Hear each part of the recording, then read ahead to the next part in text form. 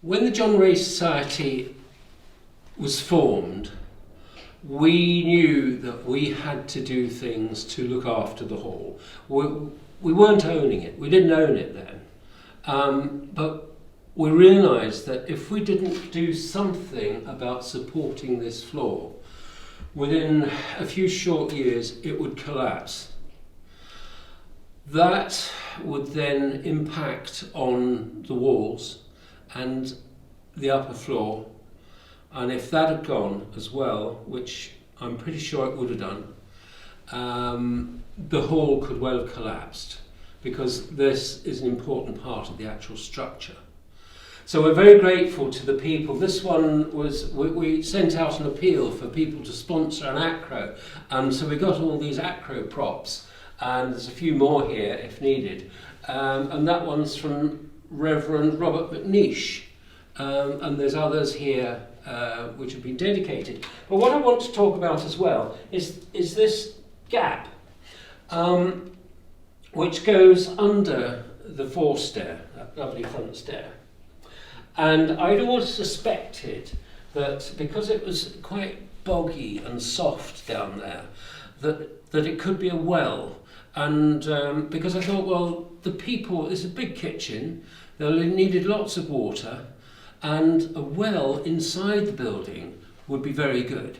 Iron Age brocks have wells inside them, why not the Hall of Clestrons? But it's just down there. Now, there was this beam which was going across, and the light came in, and I spotted, it's difficult to see in this light, but it was sunlight shining along it, and you could see little rope marks. And I thought, somebody has dragged a rope over there to pull a bucket up of water. And I thought, well, it's quite hard work actually pulling a rope over this, because I thought this was structural. But then I was in there showing somebody around, and I just touched it to point it out. And it was just a merest touch, and it spun. I was amazed. And then the rope marks really meant something. The rope was coiled along here. You could pull the rope to pull the bucket up, and you could let the rope go to let the bucket down. We do not know how deep the well is. There was a lot of rope on this, so it could be quite a depth. We will just have to wait and see. But I'm going to put this back where I store it for safety. We keep it over here. So I'll go in here.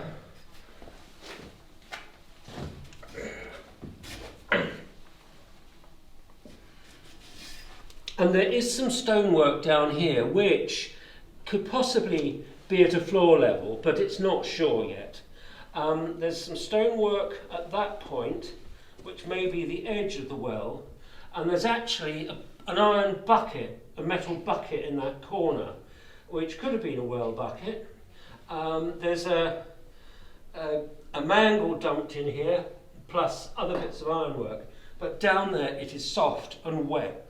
So that'll require very careful excavation, but something we noticed the other day was, it was a week or so ago, there's an archway here in the wall of the hall, and there's a keystone here, and that is right under the doorway. So you've got this arch, and that is integral. There's this entrance into the well, so the well could have been outside the actual building at one point, but then there was this archway here to give access to the water. So it gets interestinger, and there are lots of little minor puzzles in and around the Hall of Clestron, which are slowly showing its richness of history.